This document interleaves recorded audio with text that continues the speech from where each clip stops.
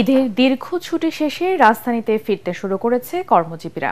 প্রিয়জন, প্রিয় গ্রাম আর ঈদ উৎসবের রং পেছনে ফেলে ঢাকা ফিরছে মানুষ। কমলাপুর রেল স্টেশন ও বাস টার্মিনালগুলোতে ঘরে ফেরা মানুষের উপচে পড়া ভিড়। তবে সড়কে যানজট আর ট্রেনের শিডিউল বিপর্যয় না থাকায় স্বস্তির যাত্রায় খুশি তারা। খায়রুল ইসলামের রিপোর্ট। আনন্দময় ঈদ উদযাপনের স্মৃতিকে সঙ্গে নিয়ে ব্যস্ত নগরে ফিরছেন কর্মজীবী মানুষ। ছুটি ফুরিয়ে আসায় ট্রেন বাসে ফিরতি যাত্রায় মানুষের ঢল।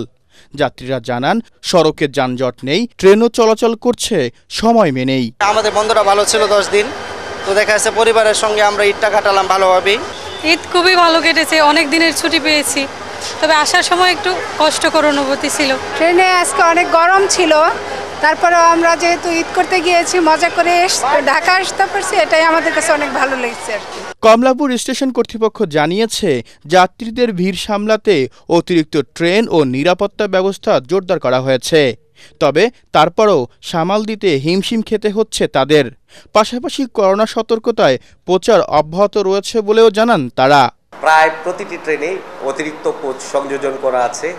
আমরা চেষ্টা করছি যে আমাদের যাত্রীরা যাতে সহজে আসা যাওয়া করতে পারে নিরাপদভাবে, এবং এই প্রচেষ্টা অব্যাহত থাকবে। ঈদের ছুটি শেষে কর্মব্যস্ত রাজধানী ফিরছে তার চিরচেনা রূপে। খায়রুল ইসলাম, ATN বাংলা, ঢাকা।